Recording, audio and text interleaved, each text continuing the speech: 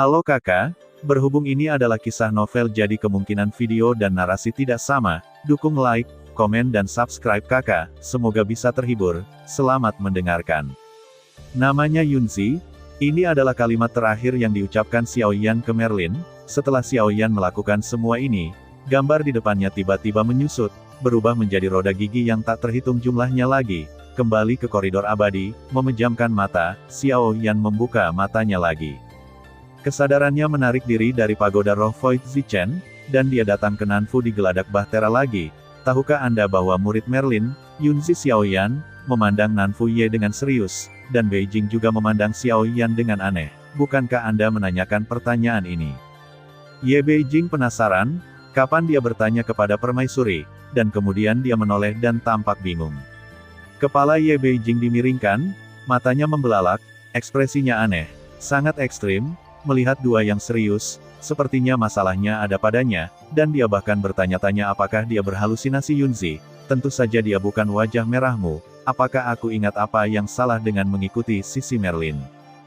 Jawab permaisuri. Mata Ye Beijing membelalak, kamu dengan jelas mengatakan bahwa kamu tidak mengenalmu sama sekali. Ye Beijing tidak bisa menahannya, dan berteriak keras, apakah saya mengatakannya? Permaisuri mengerutkan kening, dia benar-benar sepertinya tidak ingat, bisakah Anda memverifikasinya untuk saya? Apakah ekor Turki baik-baik saja? Xiaoyan berpikir itu terlalu luar biasa. Bisakah nasib Yunyun benar-benar terbalik? Permaisuri menghilang seperti sebelumnya, dan waktu untuk setengah batang dupa terjawab. Yunzi adalah foto Merlin saya, tulisan tangan Xiaoyan melihat catatan yang diserahkan oleh permaisuri, dan menghela nafas lega di dalam hatinya. Xiaoyan mundur lagi, meninggalkan dua wanita cantik yang menakjubkan yang tertegun untuk kembali ke koridor abadi di lantai 15 pagoda Zichen Suling. Xiaoyan mengubah nasib Yunyun dengan sepotong emas yang diperbaiki. Tapi yang tidak diketahui Xiaoyan adalah harga seperti apa yang harus dibayar, dari nasib manusia hingga nasib dunia, perubahan kecil apapun dapat memicu gelombang besar, atau mungkin seperti debu tanpa dampak apapun. Tetapi pembuat perubahan akan membayar harganya. Kali ini, ada masalah dengan kemunculan divisi topeng panjang, yang sebelumnya hanya dipisahkan oleh jarak tertentu, tetapi kali ini Xiaoyan untuk menebus Tianjin, dapat membunuh wajah panjang. Xiaoyan meminta Zhan Tua untuk mencoba mendapatkan berita tentang divisi topeng panjang dari lelaki tua itu. Long Qilzi adalah sekelompok orang gila yang menebus Tianjin, yang juga merupakan bagian dari domain Dewa Kekacauan, dan tidak memiliki peran yang jelas. Zhan Lao berkata, dia jelas tahu beberapa hal tentang pembagian wajah panjang. Telapak tangan Xiaoyan membalikkan topeng pusaran muncul di tangannya. Ada lubang, ini hanya sarana mereka, tetapi wajah ini agak aneh. Zhan Lao berkata bahwa sekelompok orang gila menjelaskan bahwa ada lebih dari satu pembasmi, dan kemudian setelah melihat topeng di tangan Xiaoyan, dia berkata bahwa itu aneh, dan kedua kata itu berdamai. Xiaoyan bertanya, topeng ini tidak boleh ditinggalkan. Orang tua itu memandang Xiaoyan dan berkata, itu tidak boleh ditinggalkan. Apakah maksud Anda bahwa topeng itu umumnya tidak tertinggal dan harus menghilang bersamanya? Xiaoyan memegang topeng dingin di tangannya dan bergumam, tetapi matanya curiga, dan kemudian dia mengangguk. Xiaoyan melihat topeng itu, dan lengannya perlahan bergerak ke atas. Apa yang terjadi jika Anda memakai masker ini di wajah Anda? Mungkinkah topeng yang ditinggalkan oleh kuil Changmian adalah undangan untuknya? Serigala tidak menghentikan peradangan dan tidak berbicara. Kecuali anti-inflamasi diminta, Zhan Lao tidak akan membuka mulutnya untuk memengaruhi pilihan anti-inflamasi. Xiaoyan memegang topeng, semakin dekat dan lebih dekat ke wajahnya, ada lubang di tengah alis topeng, tetapi topeng itu memancarkan perasaan aneh, tepat pada saat dia hendak memakai topeng. Xiaoyan tiba-tiba berhenti. Bagaimana bisa ada bau? Xiaoyan mengerutkan kening dan berkata, bau yang tak terlukiskan membuatnya menunjukkan ekspresi jijik. Namun, Xiaoyan menggertakkan giginya pada akhirnya, dan meletakkan topeng di wajahnya. Topeng pusaran tidak besar atau kecil, seolah-olah dibuat untuk wajah Xiaoyan. Xiaoyan tiba-tiba meraung, Zhan, mata Lao Du sedikit melebar, dan saat berikutnya suara anti-inflamasi berhenti melepas topeng pusaran dari wajahnya, dan benar saja, tidak ada yang terjadi. Xiaoyan berkata dengan bosan. Saya pikir saya akan menemukan sesuatu yang istimewa ketika saya memakai topeng. Tiba-tiba, Topeng di tangan Xiao Yan berbunyi klik, dan retakan muncul di seluruh topeng pusaran yang menembus seluruh topeng, dan pupil anti-inflamasi sedikit menyusut, dan dia tidak menggunakan kekuatan sama sekali. Bagaimana topeng itu bisa dipatahkan? Terjadi ledakan, dan topeng itu hancur.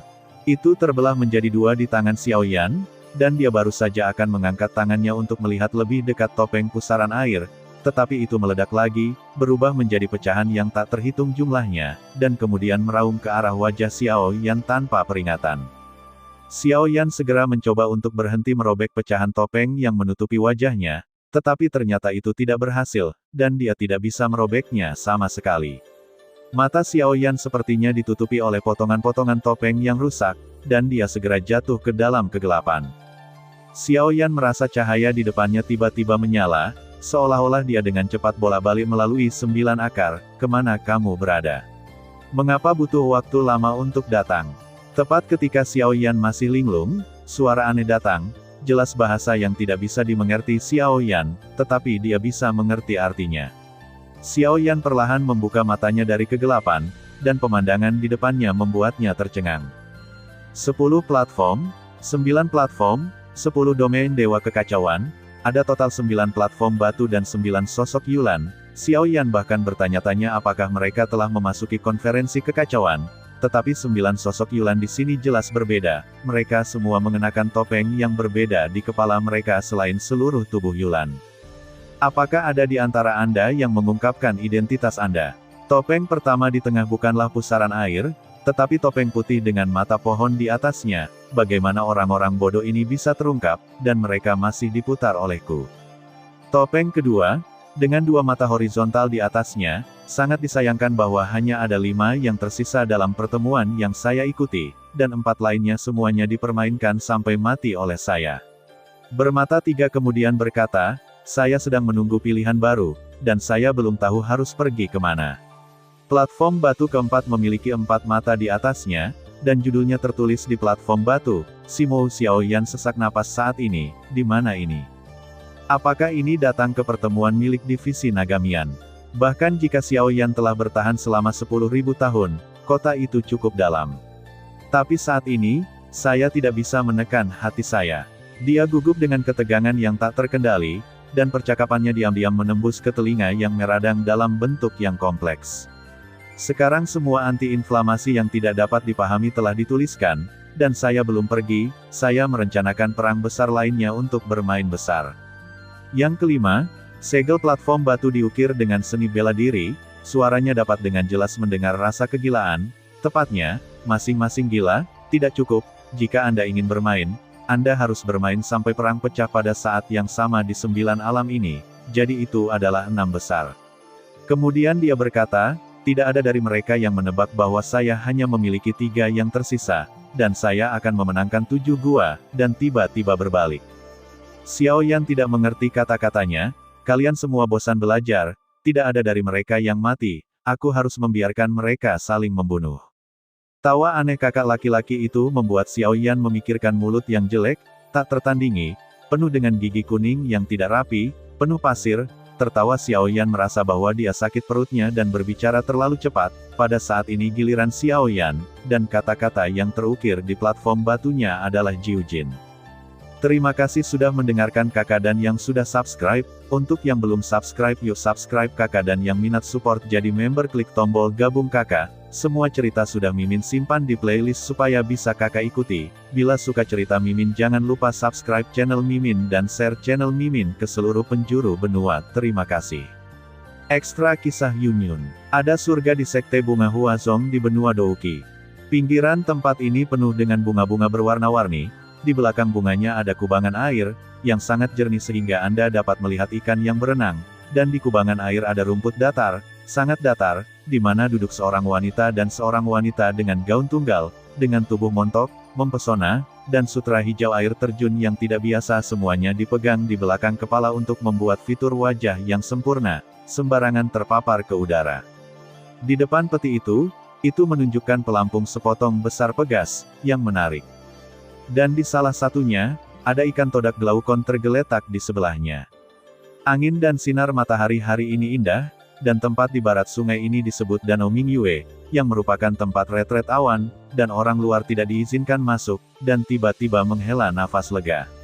Lengan baju Yun Yunjiang menjulur dari manset rok polos, melihat semangat juang yang aktif dan tanpa jari, wajahnya menunjukkan kepuasan, dan dia ingin berdiri sambil tersenyum, tetapi dia tidak berpikir bahwa bulan yang cerah ini diselimuti bayang-bayang. Masuk akal bahwa di bawah terik matahari ini, seringkali ada awan yang menghalangi sinar matahari dan menciptakan bayangan, tetapi bayangan ini terlalu besar. Yun hanya merasa ada yang tidak beres di hatinya, dan udara di sekitarnya sepertinya terhalang dalam sekejap. Dia tiba-tiba mengangkat kepalanya, dan pemandangan di depannya membuat wajah Yun Hua pucat, dan alis Willow sedikit memicu firasat buruk, yang menjadi semakin intens. Bahtera besar. Tabut ini terbuat dari serpihan kayu di tengahnya, dan posisinya adalah kata besar, yang mengesankan. Meskipun terbuat dari serpihan kayu, itu bisa dilihat oleh Yun. Pesawat ruang angkasa ini pasti sangat kuat, dengan kekuatannya sendiri, pasti sulit untuk merusak bulunya sekalipun.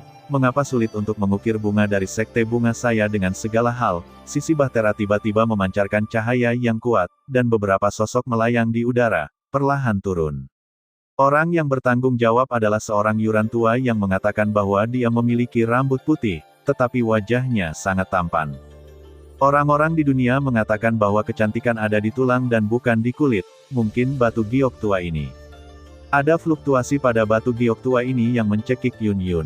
Dia tidak pernah merasakan fluktuasi seperti ini pada siapapun, bahkan jika itu meradang, tidak ada wanita, tidak peduli seberapa kuat dia selalu ingin meminta bantuan Yun. Melihat sekeliling sebelum dia lahir, batu giok tua itu menyela terlebih dahulu, tidak perlu berteriak, tidak ada yang bisa mendengar panggilan Anda untuk meminta bantuan, mereka bahkan tidak dapat melihat siapa Anda di bahtera besar ini. Pedang King Guang telah muncul di tangan Yun. Siapa kamu? Pedang King Guang telah muncul di tangan Yun. Jangan tanyakan siapa saya, segera ikuti saya, apa yang ingin Anda ketahui. Saya akan memberitahu Anda nanti. Lao Yu tampaknya sangat cemas, dan tiba-tiba seorang wanita tua yang tidak mengenalnya muncul dan meminta Anda untuk pergi bersamanya. Jika Anda tidak melakukannya, Yun secara alami tidak akan melakukannya. Pedang King Guangnya meremas dengan keras, dan tiba-tiba seluruh altar bulan cerah menyembah. Tidak peduli siapa Anda, jika Anda di sini untuk membalas dendam, Anda dapat menembak secara langsung, dan Anda tidak perlu berkeliling semak-semak. Lao Yugang ingin mengucapkan beberapa patah kata lagi, tetapi rombongan di sekitarnya tiba-tiba mengumpulkan uang, dan pahlawan wanita meminjam kompas kosong untuk menunjukkan bahwa mereka akan segera tiba Wenyan, dan wajah Lao Yu, yang tidak terkejut, menjadi pucat, dan kemudian menatap Yun dengan paksaan dan rasa bersalah di matanya. Maaf. Setelah berbicara, Lao Yu tiba-tiba melambaikan lengan bajunya, dan tubuh energi yang tak tertahankan langsung membuat Yun koma dan kelopak matanya tertutup. Yun tahu bahwa melihat wajah cemas Lao Yu, dia yakin bahwa ini jelas bukan semangat juang, atau bahkan semangat juang. Kekuatan daratan, kekuatan ini terlalu kuat, horizontal, dan dia tidak memiliki kekuatan untuk melawan sama sekali. Ketika dia bangun lagi, Yun mendapati dirinya berbaring di tempat tidur bundar yang empuk, secara naluriah memeriksa pakaiannya. Anda tahu, kecuali kekuatan, tidak ada yang menyentuh tubuhnya.